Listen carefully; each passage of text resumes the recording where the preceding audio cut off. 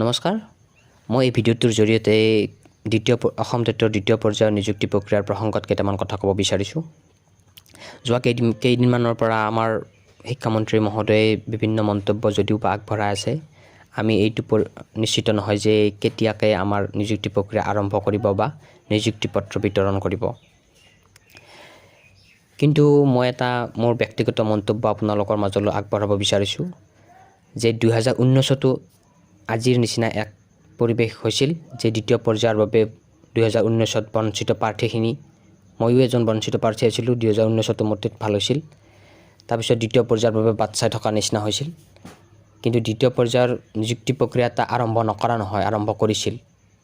কিন্তু কি হ'ল, এডভাৰটাইজমেণ্ট এটা দিছিল, তাৰ পিছে কি পাতিছিল, টেট পৰীক্ষা পতা হৈছিল। 2021ত যিটো টেট পৰীক্ষা পতা হ'ল সেইটো কথা কৈছোঁ।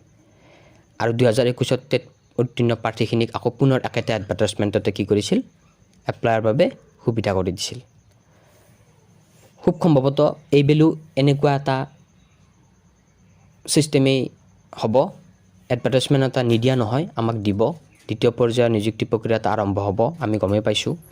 কিন্তু এই নিযুক্তি প্ৰক্ৰিয়াৰ বাবে এটা এডভাৰটাইজমেণ্ট দিয়াৰ পিছে হয়তো আমাৰ 2022 অসম টেট আমাৰ অনুষ্ঠিত কৰিব আৰু সেই অসম টেটত উত্তীৰ্ণ প্ৰাৰ্থীখিনিক পুনৰ সেই একেটা এডভাৰটাইজমেণ্টতে আমাক আকৌ এপ্লাই কৰিবলৈ দি, মুঠতে এইটোৱে ক'ব বিচাৰিছোঁ যে 2022ত টেট পতাৰ আগত যদি আমাক নিযুক্তি প্ৰক্ৰিয়া নহয়, নিযুক্তি পত্ৰ যদি নিদিয়ে, তেন্তে এইটো আমি নিশ্চিত যে আমি এই প্ৰথম পৰ্যায়ত বঞ্চিত প্ৰাৰ্থীখিনি বাৰে বঞ্চিত হৈ থাকিব লাগিব।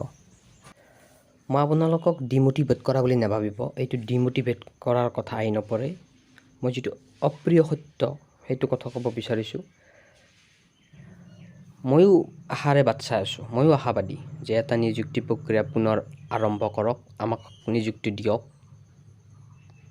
কিন্তু মই যেতিয়া 2019ত এই আশাৰ ৰেঙনি দেখি মুখ থেকেচা খাব লগা হৈছিল, তেতিয়া মানসিকভাৱে অকণমান কষ্ট পোৱা যায়। সেইবাবে মই মোৰ ব্যক্তিগত মন্তব্যখিনি আপোনালোকৰ মাজত শ্বেয়াৰ কৰিলোঁ। এই ক্ষেত্ৰত মতভেদ হ'ব পাৰে আপোনালোকৰ লগত।